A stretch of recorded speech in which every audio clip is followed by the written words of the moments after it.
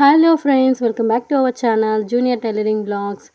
ఈ వీడియో తీసి చాలా రోజులైందండి. అప్లోడ్ చేద్దాం అనుకుంటూ ఉన్నాను, కానీ నాకేమో కోల్డ్ చేసింది. దీనివల్ల నేనైతే అప్డేట్ చేయలేకపోయాను. సో ఇదైతే ఫ్రిడ్జ్ కవర్ అనమాట. ఫ్రిడ్జ్ కవర్ నేను పార్ట్ 1 పెట్టాను కదండి. తర్వాత ఇప్పుడు పాకెట్స్ అనేది రెడీ చేసుకొని నేనైతే కుట్టానండి.